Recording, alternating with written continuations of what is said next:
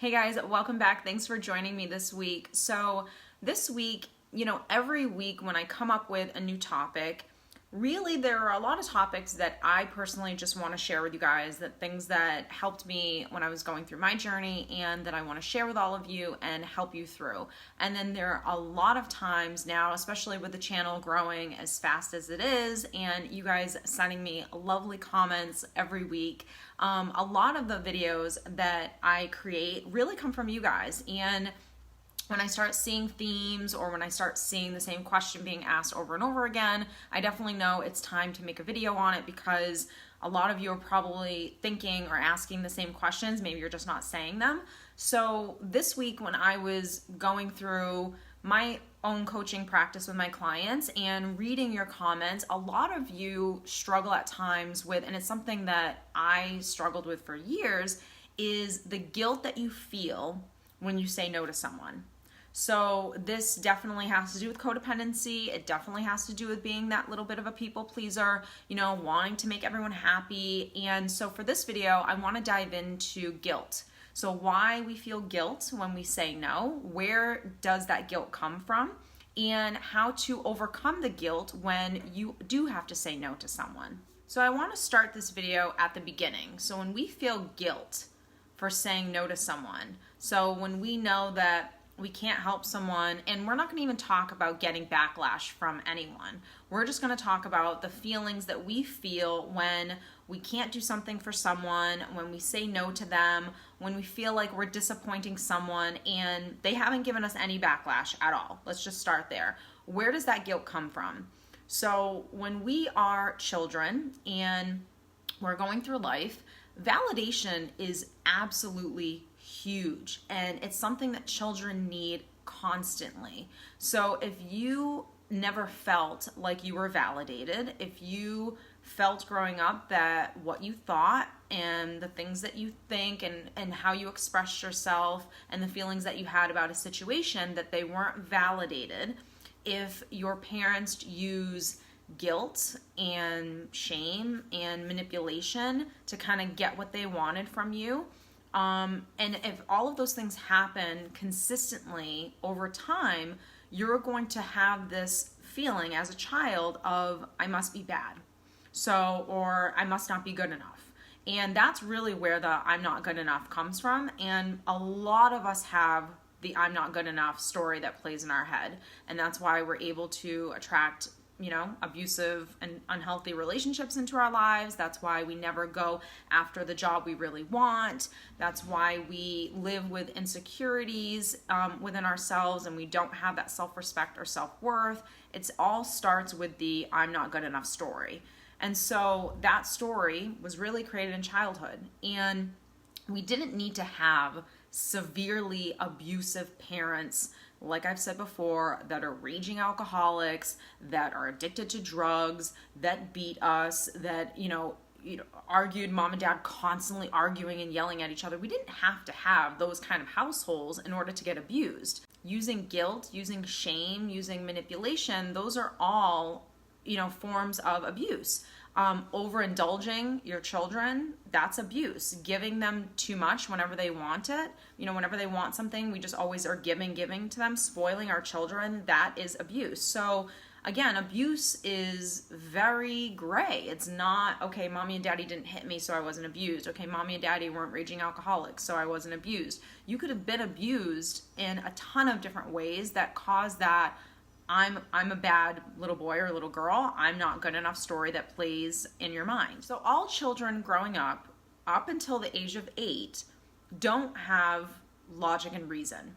So a 4-year-old doesn't logically know a lot of stuff. So for example, that's why kids are able to believe in Santa Claus, because they don't logically know that a man flying on a sled with some reindeer up all night traveling the world, that logically can't happen. So children don't have that ability to use logic and reason. So because they don't have the ability to logically question what's happening in a situation, they believe whatever they see. So when you tell a little boy or a little girl, you're bad, you're fresh, you're not nice. And that's constantly the story that this child is hearing. That's the story that's going to get programmed into their subconscious. So being mindful of how we parent our children and mindful of the fact that this is how these unhealthy things form within ourselves. This is why,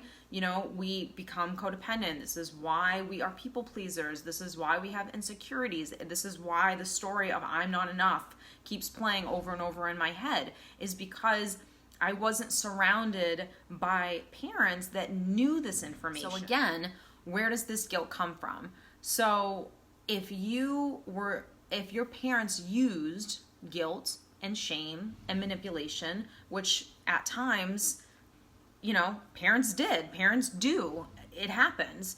If it happens enough, you then, as a child who doesn't have any logic or reason, so you can't look at the situation that's happening and saying, okay, mom's using guilt on me right now to get what she wants because she needs to hurry up and leave, or dad's shaming me because he's got his own issues or whatever, or dad's using manipulation on me to get what he wants because whatever the situation is. So kids aren't able, again, to logically ask themselves these questions. They just believe whatever it is that they hear. So again, if they hear it enough, that tape starts playing of, oh, I upset you and I'm bad. So, oh, I am hurting you because I'm fresh. I must have done something wrong. And so again, if that keeps playing time and time again, they then don't trust what they feel and what they want. They just want to not make mommy and daddy upset because mommy and daddy, or whoever it is that they spend the majority of their time with, are God, really. Like when you're a child, when you looked at your parents or the adults around you, they knew it all. They knew everything. There were no, mommy and daddy doesn't have any issues. Kids don't even know what issues are. So they don't know that, again, no logic. They don't know that, well, dad's doing this because dad is a narcissist, or mom's doing this to dad because she's codependent. Like, they don't know any of this. They just think that that is the behavior. That's the model. So I just wanted you to understand really where that guilt or that people pleasing kind of comes from. So the need to please others comes from not trusting what you want and how you feel. The need to please others comes from, I want to make everything okay. I want to make everyone happy around me because that'll make me okay. That'll make me feel better. And I'll feel filled up if everyone else around me is filled up and feels good. And that's codependency. So the other thing about guilt is a lot of times when we feel guilt, we feel it because we don't want to hurt someone else. We don't want to disappoint someone else. So when we don't want to hurt someone else, there's a couple of things that happen. Number one, you don't always know that you're going to hurt someone else's feelings. You don't always know that you're going to get backlash. You could have gotten backlash from this person 9 times out of 10, but you still don't know that you're going to get it this time around. So you're creating a story that says, I'm going to disappoint this person if I say no to them, if I don't do, what it is that they want me to do for them. So you're creating this story that's basically forcing you to, let your boundaries down and, conform to what it is they want, when inside it's not what you want. So again, number one, you're creating the story that you're going to be disappointing and hurting someone else. Number two is, when you feel that I don't want to hurt someone else, what you're doing is you're putting someone else ahead of yourself. And even if someone really needs you, if you can't be there for them, if you can't help someone out, if you can't do what it is someone is asking you to do, that's okay. That doesn't make you a bad person. And you have to really accept that. You have to know that, number one, I'm creating a story that may not even happen. They may not get hurt by me saying no. They may not feel disappointed. They may not give me any backlash. So am I creating a story and I don't even know if it's going to happen yet? Number two, am I putting this person ahead of myself, of what I want? And I think sometimes when you're coming from that codependency place, when you're coming from that people-pleasing place and you've always had guilt for saying no, and how do I work through that feeling, where you can really start is knowing that you have to come first. This is just like when we're on the airplane or, wherever where you see, you have to put your seatbelt on first before you can help anyone else. You have to be filled up. So when you feel and you know when you're being selfish versus when you are just putting yourself first. You do know that.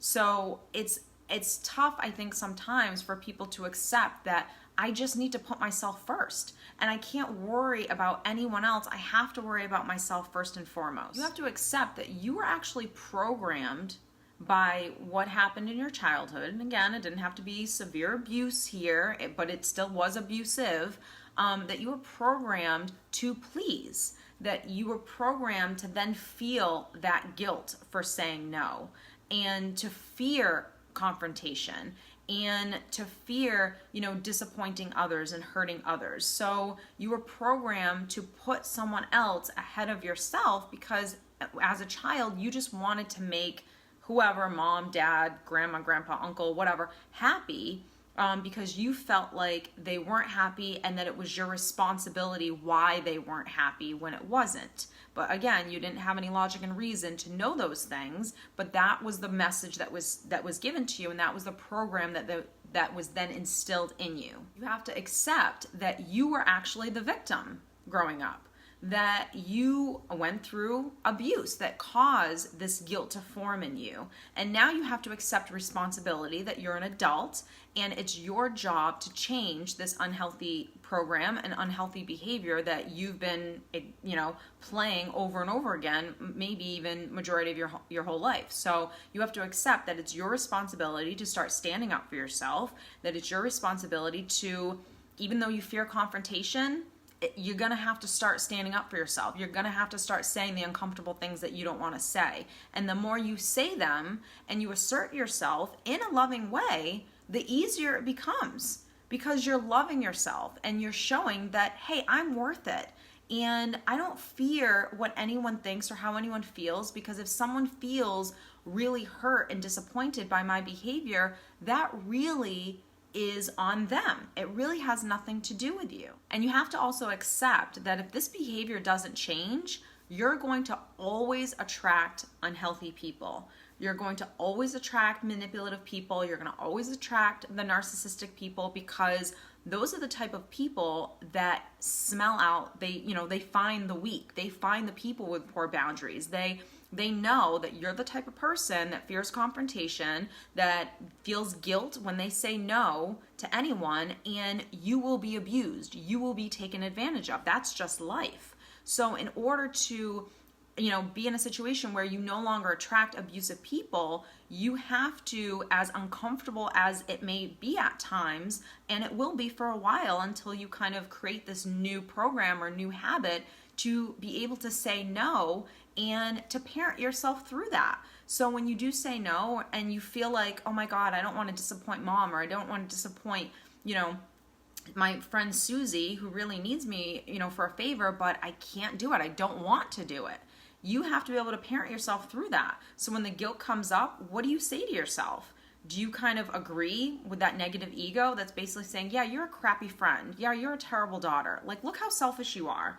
Or are you saying, you know what? I'm not selfish because I'm taking care of myself. I'm not a bad person because when someone really needs me, I am there for them, but I can't do it right now, and that's okay. That doesn't make me a bad person. You have to be willing to be okay with the fact that someone might feel disappointed by you saying no. But again, they have to accept their responsibility and how they feel. And you have to accept that you might get some backlash. And again, it's an opportunity to stand up for yourself. It's an opportunity to show this person that, while you're giving me this backlash, that I'm still going to say no. My answer's still no, and that's not really changing anything. And if someone really loves you and cares about you, and they don't have any internal wounds, they're not trying to manipulate you, they won't care if you say no. They'll respect you saying no, and they'll say, okay, well, I'm going to just go ask someone else then. Like, no worries. Maybe next time you can help. And that'll be the end of it. Abusive people will come out when you're not giving them what they want. But healthy people, when you don't give them what they want, they're okay with it because they move on, just like you would. If you asked your friend Susie and Susie said no, would you give her backlash and start yelling at her and being abusive and trying to shame her or guilt her or use manipulation? No, you wouldn't. You would just accept it and you would carry on. So I hope that this has helped you guys understand where the guilt is coming from, because for me, that was always the most important. When I was going through my journey, I'm a why person, and I want to know why this happened. Why do I feel this way? Where is that coming from? I was always very curious about these types of things. So number one, understanding where the guilt comes from, it really helps you to kind of be able to, I guess, take a hold of it and be able to understand that this has nothing to do with me, and this is just an old program that's been running like my whole life, and understanding where that program comes from is a great stepping stone. So understanding where that guilt comes from and understanding, well, what do I have to do when I do feel the guilt? What are the steps that I need to take? And constantly, reminding yourself that you're a great human being and you're not a bad person for saying no. It's never a bad thing to put yourself first, because no one in the entire world can take care of you the way you're supposed to be taking care of yourself. And you have to, when you get to a really great place in your life, a happy place is when you take responsibility for that statement and you accept it and you know it, and that no matter what someone else does, it won't play a factor in your mood, your energy, your vibration. So again, I hope that has helped you guys. If you are interested in one-on-one coaching, I will link that down below, as well as social media. Don't forget to leave any comments or questions in the comment section below. And don't forget to give this video a thumbs up if you like it, and I will see you next week.